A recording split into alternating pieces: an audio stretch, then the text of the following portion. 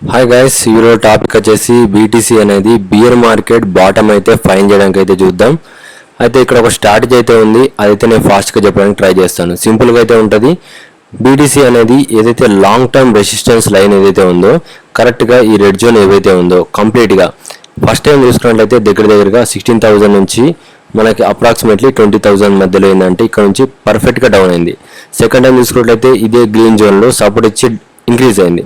ఎగ్జాక్ట్గా చూసుకున్నట్లయితే 2,000లో ఇంక్రీజ్ అయింది అండ్ 5,000లో కూడా మనకి ఇంక్రీజ్ అయింది. ఒక్కసారి 5,000 తర్వాత ఇంక్రీజ్ అయిందో అది నాన్ స్టాప్గా మనం చూసుకున్నట్లయితే మళ్ళీ ఈ రెడ్ లైన్ని అప్రోచ్ అయింది. ఈ రెడ్ లైన్ దగ్గర చూసుకున్నట్లయితే నియర్లీ 59,000 నుంచి మళ్ళీ 68,000 మధ్యలో ఏంటంటే ఈ రెడ్ జోన్స్ అయితే ఉన్నాయి. ఇది లాంగ్ టర్మ్ రెసిస్టెన్స్ లెవెల్. కరెక్ట్గా దీన్ని టచ్ అవుతోటి మళ్ళీ ఎగ్జాక్ట్గా ఎక్కడ దాకా డ్రాప్ అవుతుంది మళ్ళీ మన గ్రీన్ జోన్లో.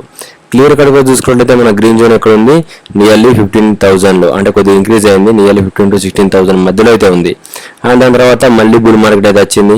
మార్కెట్ ఫాస్ట్గా ఏంటంటే ఈ రెడ్ లైన్కి టచ్ అయింది. ఎగ్జాక్ట్గా చూసుకుంటే పర్ఫెక్ట్గా మనకి 1,25,000 దగ్గర అప్రాక్సిమేట్లీ కరెక్ట్గా మనకి ఏంటంటే దాని టచ్ అవుతూ డ్రాప్ అయింది. ఇప్పుడు మనకు ఒకవేళ డౌన్ అయితే ఎగ్జాక్ట్గా గ్రీన్ లైన్ దగ్గరికి టచ్ కావాలి. ఇది మనకి ఎక్స్ట్రీమ్ ఫియర్ జోన్ అన్నట్టు. అక్కడ దాకా వచ్చినప్పుడు మార్కెట్ చాలా ప్యానిక్లో ఉంటుంది. ఆ లెవెల్ చూసుకున్నట్లయితే 31K నుంచి మనకి 39K మధ్యలో మనకి బీటీసీ బాటమ్ అయితే ఏర్పడే ఛాన్స్ అయితే ఉంది. ఇది ఏంటంటే స్ట్రాటజీ పరంగా చెప్పాను, టెక్నికల్గా